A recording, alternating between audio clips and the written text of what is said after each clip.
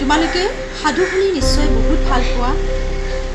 ককাৰ কোলাত আইতাৰ কোলাত বহি মাৰ কোচত উঠি জোনবাই দিশৰ সাধু, তৰাৰ সাধু, বহুত সাধু শুনি তোমালোকে ভাল পোৱা।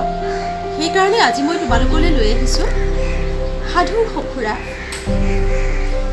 আজি মই তোমালোকৰ আগত ক'ম শহা আৰু কাছৰ সাধুটো। আহাচোন আমি শুনো।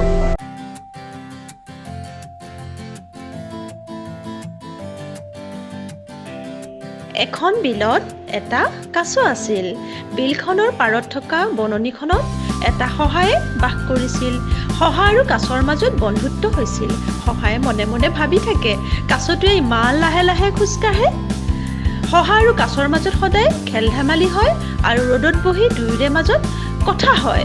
শহায়ে মাজে মাজে কৈ থাকে, মই ইমান বেগাই দৌৰিব পাৰোঁ, মই চব কাম সোনকালে কৰিব পাৰোঁ।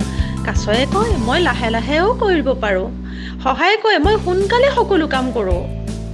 তেওঁলোকৰ কথাবিলাক বননিখনৰ অন্য জীৱ জন্তুবিলাকে শুনি থাকে, খুব ভাল পায় আৰু তেওঁলোকক সঁহাৰি জনায়। এদিন কথা পাতি থাকোঁতে শহা আৰু কাছৰ মাজত এখন দৌৰ প্ৰতিযোগিতা পাতিম বুলি সিদ্ধান্ত ল'লে।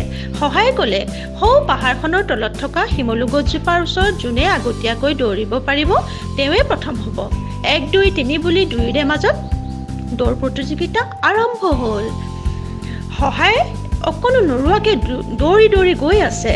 কাছয়ে কিন্তু লাহে লাহে গৈছে। শহায়ে পানীৰ ওপৰত দৌৰি যাওঁতে পিছলি পৰিলে। সি ইমান দৌৰি গৈছে, সি পিছলিয়ে পৰিছে। কিন্তু কাছটোলৈ চোৱাচোন, কাছটোৱে পানীখিনি দেখি পানীখিনিত সাঁতুৰি সাঁতুৰি সাঁতুৰি সাঁতুৰি গৈছে। সি কামটো ইমান ধীৰে স্থিৰে কৰিছে যে সফলতা কি হ'ব সি বুজা নাই। সি কিন্তু লাহে লাহে গৈছে। কিন্তু শহাটো চোৱাচোন, শহাটোৱে কিমান বেগাই দৌৰিছে, দৌৰি গৈ আছে। ইফালে কাছটোৱে লাহে লাহে সাঁতুৰি পেলাই খোজকাঢ়ি এখোজ দুখোজকৈ গৈ আছে। অন্য জন্তুবিলাকে দেখি ইমান ভাল পাইছে। ইফালে শহাটোৱে দৌৰি দৌৰি দৌৰি দৌৰি যাওঁতে তাৰ মনলৈ এটা ভাৱ হ'ল যে কাছটোতো আহিবই নোৱাৰে ইমান সোনকালে। ৰ'বা, মই অকণমান জিৰণিকে লৈ লওঁ। সেইবুলি গছৰ তলত বহি অকণমান জিৰণি ল'লে। জিৰণি লওঁতে ঠাণ্ডা ঠাণ্ডা বতাহ আহিলে আৰু তাৰ লাহে লাহে টোপনি আহিলে। সি টোপনি গুচি গ'ল। আৰু ইফালে কাছয়ে এখোজ দুখোজকৈ আহি আছে। আহি গছজোপাৰ তলত যেতিয়া শহাক দেখিলে শুই থকা আৰু জিৰণি লৈ থকা, সি মিচিকীয়া হাঁহি এটা মাৰি সি আকৌ লাহে লাহে গুচি গ'ল। লাহে লাহে গৈ থাকোঁতে সি ভাবিছে, মই কেতিয়া মোৰ লক্ষ্যস্থান পাম। সি এনেদৰে গৈ থাকোঁতে কিন্তু শহায়ে সাৰ পাই গ'ল আৰু কাছয়ে গৈ পেলাই শহায়ে দেখিলে যে কাছয়ে শিমলু গছজোপাৰ তলত ৰৈ আছে আৰু অন্য জীৱ জন্তু তেওঁৰ সাক্ষী হৈ আছে। শহায়ে কাছক ক'লে, সখী, মই হাৰিলোঁ।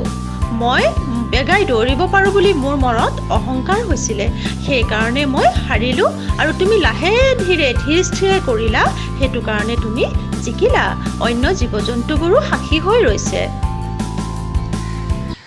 কণমানিহঁত, তোমালোকে শুনিলা শহাটোৱে আৰু কাছটোৱে কেনেকৈ দৌৰিছিলে, দৌৰ প্ৰতিযোগিতা পাতিছিলে আৰু শহাটোৱে নিজৰ আত্মগৌৰৱত খুব বেছিকৈ দৌৰিব পাৰোঁ বুলি নিজকে অকণমান অহংকাৰী হ'ল আৰু কাছটোৱে ইমান ধীৰে স্থিৰে লাহে লাহে নিজে কষ্ট কৰি গৈ লক্ষ্যত উপনীত হ'ল।